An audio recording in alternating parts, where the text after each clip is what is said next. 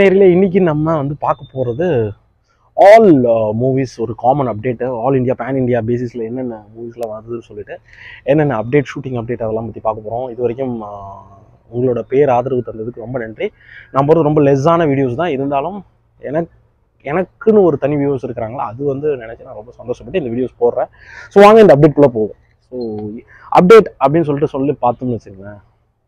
இப்போ இந்த 1 வீக்காக வந்து பயங்கரமாக இந்த மஞ்சுமொழி பாய்ஸ் வந்து கிளர்ச்சி உண்டு பண்ணிடுச்சு. ஃபர்ஸ்ட் டைம் இன் தமிழ்நாடு, அதாவது ஒரு நான் டப்பிங் மூவி மலையாளத்தில் வந்து 50 crores மேலே கலெக்ட் ஆயிருக்கு. ரொம்ப நல்ல விஷயங்கிறத விட தமிழ்நாடோட ஃபிலிம் இண்டஸ்ட்ரீஸ்க்கு வந்து நல்ல விஷயமானு எனக்கு தெரியல. அது எப்படி போக போகுதுன்னு எனக்கும் தெரியல. ஸோ நல்ல படங்கள் வந்துச்சுன்னா ஆட்டோமேட்டிக்காக எல்லாமே உடையும். ஸோ இப்போ வாங்க இந்த அப்டேட் வந்து பார்த்தீங்கன்னா அஜித் விஜய் எல்லாரும் ஃபஸ்ட்டு கேட்பாங்க. ஸோ அஜித் விஜய் இவங்களில் ஃபஸ்ட்டு வந்து என்ன வந்து ஏகே சார் அவர்களோட ஹெல்த் இஷ்யூ அப்படி இப்படின்னு போனிச்சா இருப்போம். எல்லாரும் வந்து இல்லை அப்படின்ட்டாங்க, நல்லா தான் இருக்கிறாரு அப்படின்ட்டாங்க.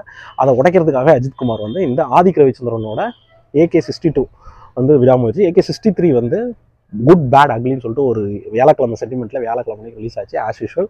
அதை பார்த்தோன்னா அரண்டு போயிட்டாங்க. அப்புறமா வந்து இன்டர்வியூலாம் பார்த்தாங்கன்னா ஏகே அவர்கள் வந்து நேர்கொண்ட பார்வை அப்போவே வந்து பேசிட்டார் என்கிட்ட.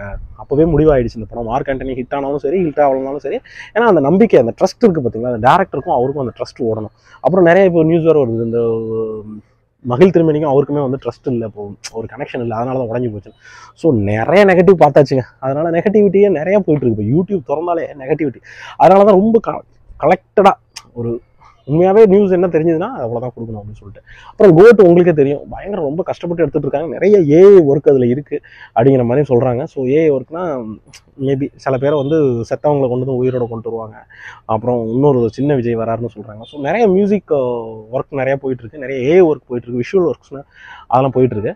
ஸோ அடுத்தது வந்து நம்ம நேராக வந்து பார்த்தோம்னா இந்தியன் 2 எப்போ ரிலீஸ் அப்படின்னு சொல்லிட்டு எல்லாரும் கேட்டுட்டு இருந்தாங்க. அதோட இல்லாமல் கல்கின்னு சொல்லிட்டு ஒரு மூவி இருந்தது, அது எப்போ ரிலீஸ், மே மாதம் ரிலீஸ்னு பிளான் பண்ணியிருந்தாங்க. பட் எனக்கு தெரிஞ்சு இந்த மே மாதத்துல வந்து தெலுங்கானாவில் வந்து ஷூட்டிங் இருக்கிறதுனால இந்த கல்கிங்கிற படமும் வந்து ஏப்ரல் மேல வந்து ரிலீஸ் ஆகிறதுக்கு ரொம்ப சான்ஸ் கம்மி. பிகாஸ் எலெக்ஷன் போயிட்டு இருக்கிறதுனால.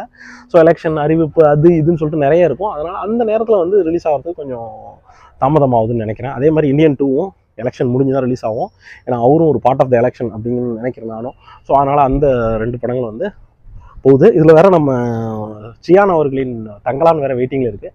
ஸோ அதுவும் வந்து ஏப்ரல் மாதம் ரிலீஸ்னு சொல்லியிருந்தாங்களே, அதுவும் இப்போ ஷிஃப்ட் ஆகுது மே மாதத்துக்கு. மேபி மே மாதம் இங்கே எலெக்ஷன் கிடையாது, இங்கே ஏப்ரல் 19 முடிஞ்சிடுது. ஸோ அடுத்தது வந்து நம்ம கவின் அவர்களின் ஏன் சிவகார்த்திகனை பற்றி சொல்லலை அப்படின்னு நிறைய அப்டேட் இல்லை, அதனால் விட்டுட்டு அந்த அமரன் ஒரு டீசர் பார்த்தீங்க, அதோட சரி அப்படின்னு போயிடுச்சு. கவின் அவர்கள் 04 அப்புறம் 05 06 3 படம் இருக்குது. அதில் ஒரு படம் வந்து டான்ஸர்னு நினைக்கிறேன். டான்ஸர் படம் செம்மையாக பண்ணிட்டு இருக்காரு. அதுக்காக லுக்கெல்லாம் வந்து பயங்கரமாக பண்ணிட்டு இருக்காங்க. டான்ஸர் சதீஷா ரமேஷ் தெரியல ஒழுங்கு. அப்புறம் ஸ்டார்னு சொல்லிட்டு ஒரு படம், ஹரிஷ் கல்யாணோட நடிக்க வேண்டிய படம், அவர் பண்ணிட்டு இருக்கிறாரு. செம்மையான ஒரு லுக்கில் வருவார். ஏன்னா தளபதி ரஜினிகாந்தாவும் வருவார், கமலஹாசனும், கமலஹாசன் நிறையா அந்த மாதிரி சில லுக்கெல்லாம் பேஸ் பண்ணி அந்த படம். ஸோ இந்த படம் வந்து உண்மையிலேயே ஒரு மைல்கல்லாக இருக்கும்னு நினைக்கிறேன் கவினுக்கு. ஸோ அடுத்தது நிறைய கேப் இருக்குது.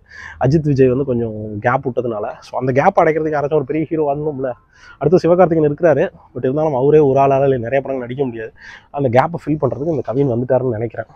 அடுத்தது நம்ம சூர்யா கிட்ட போயிடுவோம். சூர்யா வந்து 42 உங்களுக்கே தெரியும், கங்குவா வந்து ஷூட்டிங் நடந்துட்டு இருக்கு அப்படின்னு சொல்லிட்டு அந்த ஷூட்டிங்கை இப்போ வந்து பாண்டிச்சேரியில் நடந்துட்டு இருக்குங்கிறாங்க. ஆனால் படம் முடிஞ்சிருச்சுங்கிறாங்க. அப்புறம் தான் தெரிஞ்சிச்சு பார்ட் 2 வந்து ஷூட்டிங் வந்து பண்ணிட்டு இருக்கிறாங்க அப்படிங்கிற ஒரு முக்கியமான விஷயம் வந்து தெரிஞ்சுது. ஸோ பார்ட் 2 ஷூட்டிங்கில் கங்குவா வந்து செம்மையாக போயிட்டு இருக்கு அப்படிங்கிறது எல்லாருக்குமே தெரியும். ஸோ அதுவும் பாண்டிச்சேரியில் போயிட்டு இருக்கு. அதில் வந்து இப்போ ஆல்ரெடி பாண்டிச்சேரியில் வந்து ஷூட்டிங் ஸ்பாட்டில் வந்து கோட்லேருந்து விஜய் அவர்கள் வந்து நின்னப்போ நிறையா செல்ஃபி ஓடிட்டு இருந்தது. ஸோ அது இருக்க கங்குவா வந்து செம்ம ஹிட் ஆகும் அப்படின்னு சொல்லிட்டு எல்லாரும் பேசிட்டு இருக்காங்க. மேபி 3Dல ரிலீஸ் ஆகிறதுக்கு வாய்ப்பு உண்டு அப்படிங்கிற மாதிரி சொல்றாங்க. பட் சூர்யா 43 வந்து பார்த்தீங்கன்னா சுதா கொங்கரோட சேர்ந்து செம்மையாக பண்ணிட்டு இருக்காங்க அப்படிங்கிறதும் தெரியும். ஸோ இது இவ்வளோ விஷயங்கள் இருக்குது. ஸோ அதனால் இப்போ சூர்யாவோட முக்கியமான இந்த டாக் வந்து பயங்கரமாக கொண்டு போகுது. ஸோ இந்த மாதிரி குட் பேட் அக்லி உங்களுக்கே தெரியும் 2025 பொங்கல். அதனால் 2025ல் சுதா கொங்கராவோட மூவி ரிலீஸ் ஆக போகுது. கடைசியில் AK64மே சுதா கொங்கரான்னு தான் சொல்கிறாங்க. Sudha Kongara maybe ruling the world அப்படிங்கிற மாதிரி போயிட்டு இருக்குன்னு நினைக்கிறேன்.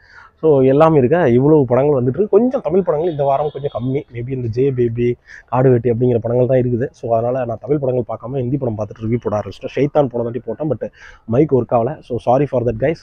ஸோ இந்த அப்டேட் பிடிச்சிருந்தா லைக் பண்ணுங்கள், ஷேர் பண்ணுங்கள், கமெண்ட் பண்ணுங்கள். Until then, bye from உங்கள் ஆர்டினரி பர்சன். பாய்.